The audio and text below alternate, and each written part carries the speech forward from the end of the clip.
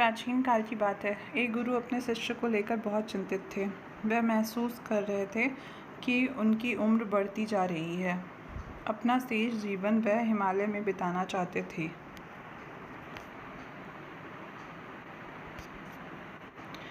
चिंता इस बात को लेकर थी कि उनके बाद उनकी जगह कौन लेगा।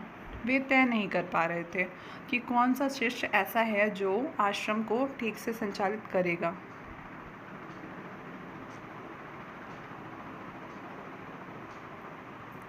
आश्रम में 2 योग शिष्य थे और दोनों ही गुरु को प्रिय थे। आखिर उन्हें एक युक्ति सूझी। उन्होंने दोनों को बुलाया और कहा, मैं तीर्थ पे जा रहा हूँ। ये 2 मुट्ठी गेहूँ मेरे पास है। दोनों को एक एक मुट्ठी दे रहा हूँ।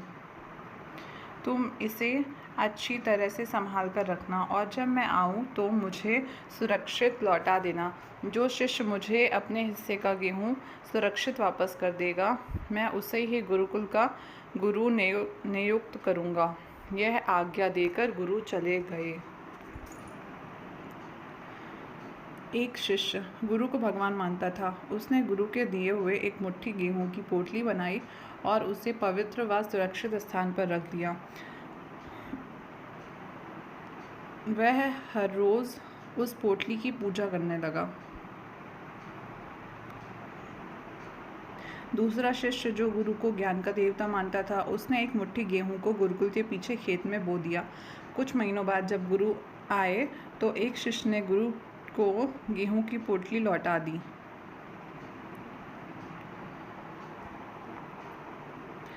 और बताया कि वह रोज इसकी पूजा करता था। गुरु ने देखा गेहूं सड़ चुके हैं और अब वे किसी काम के नहीं रहे। दूसरा शिष्य गुरु को आश्रम के पीछे ले गया और गेहूं की हरियाली फसल दिखाकर कहा, मुझे क्षमा करें गुरुजी, जो गेहूं आप दे गए थे उन्हें मैं अभी नहीं दे सकता। गेहूं की ललहाती फसल देखकर गुरु का चित्त प्रसन्न हो गया। उन्होंने कहा कि जो शिष्य गुरु के ज्ञान को फैलाता है वही श्रेष्ठ पात्र है। गुरु दक्षिणा का वास्तविक अर्थ गुरु के ज्ञान का प्रसार है। ऐसी कहानी सुनने के लिए हमारे चैनल को सब्सक्राइब कर लीजिए। धन्यवाद।